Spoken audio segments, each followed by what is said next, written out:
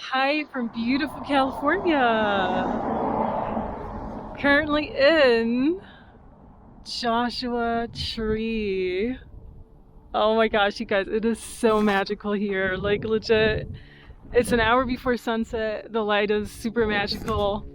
First day here, and yeah, it's pretty amazing. Like the energy here really does feel so different. You would think it's all just super hyped, whatever. But I do have to say, these vortexy type of areas, they just feel so different from the rest of everything else, right? And so I've been sitting in this energy, I think, for a good 24 hours already. Yeah, I got here like a good 24 hours ago, and it's been pure bliss. It's been almost like, wow, why did I not just come here directly? um, So I decided to just kind of skip Quartzsite for now. We might see it on the way back towards Tucson again because we actually have to go back to Tucson for the Tucson Gem Show and everything. But overall,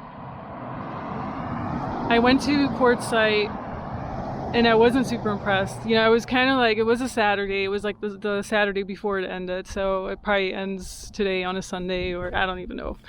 It seems that people leave Quartzsite, go to Tucson, and then come back to Quartzsite, but I'm not even going to be around in Arizona for that long. So the energy was a bit strange. It wasn't really what I was looking for. It was a lot of those older rock hounds and like rougher crowd, and you had the old U.S. veterans on their bicycle. It's like you always see them out west, like U.S. veterans who are just overweight, riding around like almost homeless, whatever. I don't know. It's just like I noticed that you see that in a lot of cities here out west. So it's kind of like the stigma or stereotype or whatever. And you just have like a bunch of other people there. I actually had like probably the Tucson crowd there too, but I spent like a few hours there because when I got there, I was almost too late as per usual. But I had left Tucson. It took way longer to get there, and then I had dinner there. And somehow it was just like, man, I didn't really feel like I was getting a whole lot from that town. And I was like, okay, well, instead of just driving back from Joshua Tree to Quartzsite for the last day, why don't we just stay here in beautiful Joshua Tree and just relax for like a few days, right? Look at the beautiful scenery and kind of do Quartzsite on the way back and see if there's still like a show going on. If not, Tucson for more than a week. But yeah, I mean, I'm sure Quartzsite's a fun town. Otherwise, it's more like an RV town, very small, like almost like a village almost. And it's just mind blowing. The moment you get to California, first of all, the energy feels so different. I do have to say, like, I'm from Texas to New Mexico, Arizona, and California. Like every single time, the energy just changed completely. I don't even know why I spent that long in Texas. In hindsight, right now, I'm just like, why didn't I just spend more time in this area or somewhere else? But I mean, it is more expensive, obviously, here. So I'm just happy I get to see it. But energetically, what I have to say, just the impressions are that Texas feels really tough, like somehow, I mean, I was together with a Texan guy at one point for 3 years, and it always felt like his life was a struggle and everything, like even in New York. And I kind of understand that now. After being in Texas for so long, I actually really understand it. I'm like, well, Texas is a state where the struggle can really be tough and hard somehow. I don't know what it is energetically with the land, if it's like the fights that the people had there somehow, between the Mexicans, the Texans and Mexicans, and on the border and everything. I really don't know. But it felt like a struggle. And I spent more than 3 weeks in that land, in the energy of the land, and my impression was just like, I don't know if I got a whole lot from Texas in general because I wasn't really vibing with it. El Paso was fine. It was just like 2 days there. People were really friendly, but again, the struggle comes through, especially because it's such a border town, like it's so close to the Mexican border. A lot of Mexicans, a lot of, it's just, I don't know, it's like there's a struggle there. You can feel it in the city. And so the moment you get to New Mexico, where I actually spent 4 years of my life already, it just all shifts again. You know, White Sands was mind-blowing, 100% recommended to everyone. If you haven't seen White Sands, you have to see White Sands. Like, it's on my bucket list since 2017 or 2018, and oh my gosh, it took like 4 or 5 years to get there, but I'm really happy I did it. January was a great time. It wasn't super windy. Probably a good time for a photo shoot too, for photographers out there.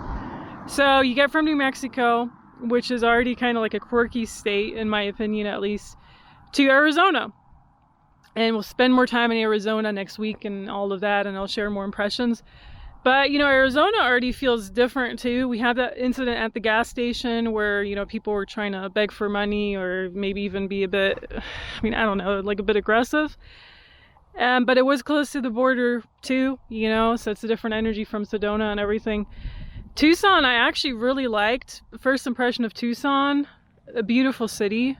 The scenery is mind-blowing, and I'm always someone who needs to have a good scenery, you know, like I just like places like this, right? So Tucson actually seemed to have a lot of that, and I'll check it out again when I'm there for longer. I think they also have a good hiking trails and everything. So we get from Tucson past Phoenix, which is always super crowded. You know, Phoenix is always like a nightmare to get through. I just don't really vibe with that city at all. And then we kind of get to Quartzsite, spend a few hours there, wasn't really vibing with it either. As soon as we crossed the California state line though, I mean, everything just kind of shifted again. It was strange. It was really strange. First of all, I felt a lot of pain in this country too. And actually, I still feel it. It's so weird, you guys. But there, I think because of the pandemic and everything, maybe even from before that, I don't know why. But I felt there was a lot of pain here in California. And, you know, you can feel it in New York City too. So it really could have to do with just the way how they handled 2020 and on. But it also feels, you know, what I really like about California, having been here on and off for, I mean, you know, I keep visiting, I think from a very young age on. It just feels very free. You know, it does feel like part of the West still. It's such a huge state. It's really hard to say, oh, this here in Joshua Tree feels so different from San Francisco. You know, it's just, you can't overgeneralize a state of that magnitude. But it does feel kind of like, you know, freer here in California. I mean, Arizona also feels free and everything. Texas feels free, you know, liberating in a way too. Utah as well. Montana, I felt, you know, could really pick up on the struggle as well. So Montana is another one of those states where I feel, Montana, Texas, there's a lot of struggle going on, you know, the rural poverty and everything. I just don't get that feeling from Idaho, for example. I don't get that feeling from New Mexico, not even necessarily from Wyoming, so it's strange. But those are just the first impressions of California. Finally set foot in California. First time since 2016. And so far so good. I mean, it's just, another thing that was mind-blowing was like the moment I have food here, even like in a random it wasn't like a fast food, but it was like just a Mexican chain thing. That tasted so much better than anything I ever had in Texas so far, and anything I even had in Arizona so far. So food in California is great. Yeah, finally food is great. For the past month or so, food is great. Amazing. So first time in the past month. But all right, collecting more impressions, and here's a foot video too. First time stepping foot on California country, California land in a long time, 6 years or so. And oh yeah, I'll show you like the view that I had out of my window too. You know, it's just mind-blowing what scenery can just do for your life.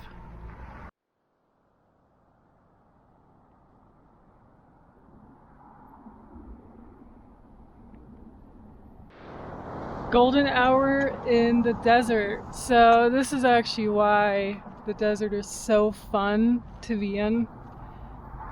The light is just stunning. It's just amazing, isn't it? Pretty peaceful and calm still. Yeah, even though there are like a million cars and everything here on a Sunday, it just feels pretty, yeah, it doesn't feel as overrun as Sedona, at least not yet. I don't know, maybe I'm just lucky with the time of year.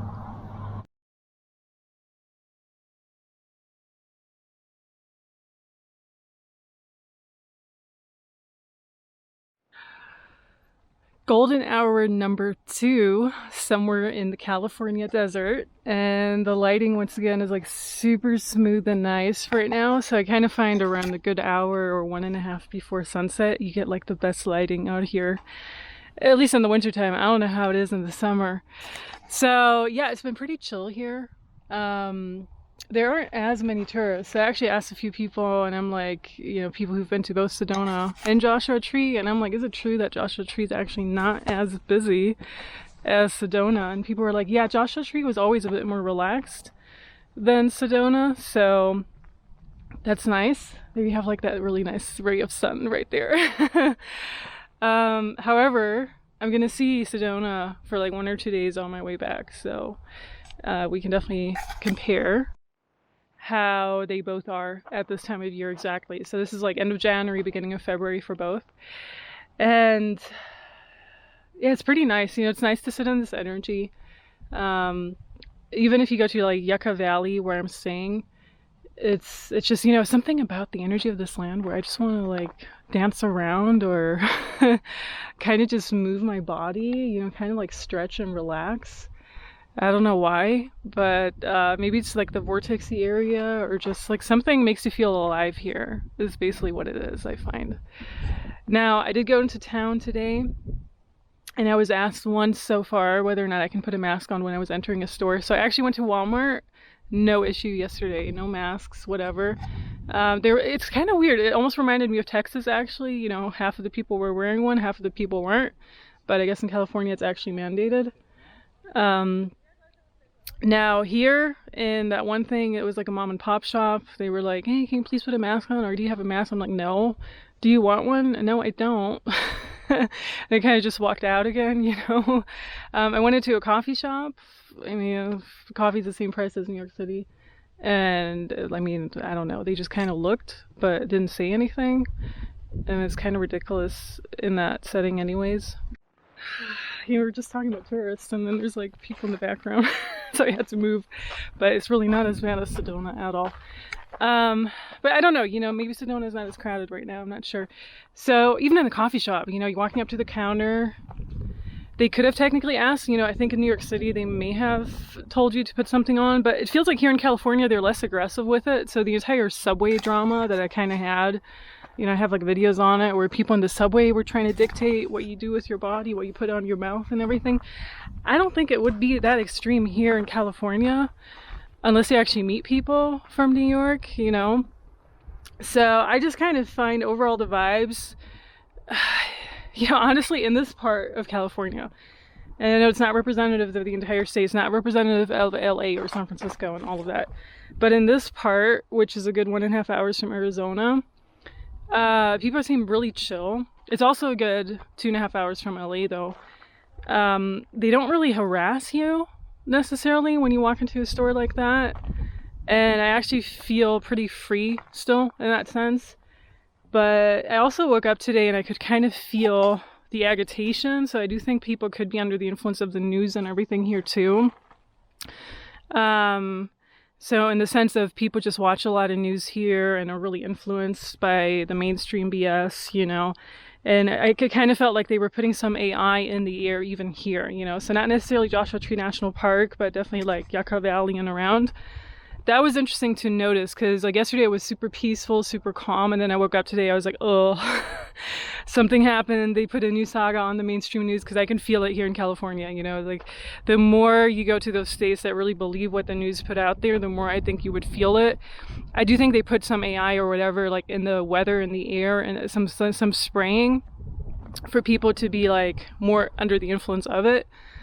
And if you're, you know, if you're kind of awake to all of that, you're not going to be as influenced, you know, like people like you and I, we're not going to be as influenced, but as an empath, you can really pick up on the vibes. And that's kind of what I felt today. But I had really nice conversations with the people in the coffee shop. Except for that one mom and pop shop, everyone else was pretty chill too. I mean, they were chill, you know, they were just like, I don't know. I mean, see, it's a mandate, but I don't think anyone's really going to find people here in Yucca Valley.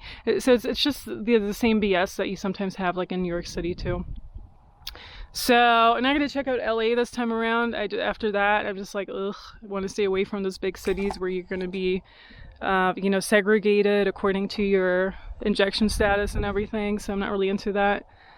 But it's pretty chill here. It's, to be honest, like right here on the border to Arizona, it almost feels the same as Texas. Half of the people wear their stuff, half of the people don't, like mask wise, which is a bit disappointing because I thought Texas would be a bit freer in that sense, or a bit less brainwashed, let's put it that way. So it's an interesting observation. And then what I've been noticing from Arizona so far, people really aren't that woke over there too. But I think it's going to be similar weather, which is nice. It's been like really nice. You know, you can actually walk around in a t-shirt and everything. And it's been such a change from San Antonio winter. So it's, yeah, it's been great. And you have great weather and sun in the background too.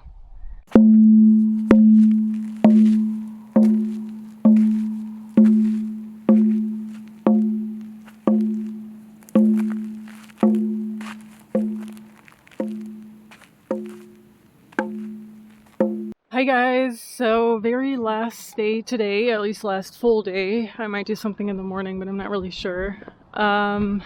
It's been, like the verdict, it's been really relaxing here. I know this is not representative of entire California, but it's been incredibly nice weather. It's been relaxing. Didn't have too many interactions with people or anything today. It's so funny, I was actually driving through proper Joshua Tree, so the town, and there was this old school light, like traffic light, where the traffic lights are usually like that, but this one was like that, like right next to each other. And I almost had this flashback to when I was a kid somehow.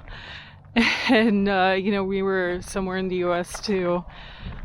And I think I remember at least that the light turned from like this to that instead of like horizontally or whatever. So it was the strangest flashback ever, you know. It wasn't a traffic light that was still in use, but they had kind of still put it up there and everything, like just typical California traffic light. And I think I remember it even like from the movies or something, I'm not really sure, but yeah, it was the strangest flashback ever. And that makes me wonder, you know, how did they change our traffic lights and why and all of those things. But yeah, so the sunset has been really good. Golden hour is just really amazing in this part of the world. I mean, out west, it's just always so stunning, right? Like you can't even explain it in words. You just have to see it yourself at one point in time. And the park is pretty large, but vegetation wise, it looks pretty similar. And so if you wanted to compare like Sedona or Joshua Tree to each other, I think if you're really into hiking, Sedona probably has more trails and everything. It also looks a bit different, you know, more diverse than Joshua Tree. But I can't really compare one park to another, right? Like, that's not how nature really works. I also want to say, and I know this is what other people have noticed too, that this is actually the happiest I've been in a while, like in a really long time. I don't know if the last time I felt this good was maybe back in June when I was in Sedona or whatever, but there's something about the energy of this land that really just wants you to like stretch and do yoga or dance or just do something for your body, right? Like do something healthy, natural, move your body. And that's the first thing I noticed once I got here.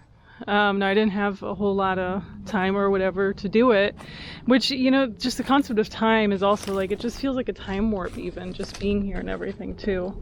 So it makes you wonder about the concept of time and and like what do you take time out of the day to do for yourself? Like all of those things are really coming up here in this area. Like originally I wanted to go to the hot springs, for example, and I didn't make it because it was overwhelmingly a lot to do here. And it's just those kind of things, right? Where you're just like, wow, how much time do we actually spend just with ourselves or for ourselves to do what we love and to just do something just for us, right?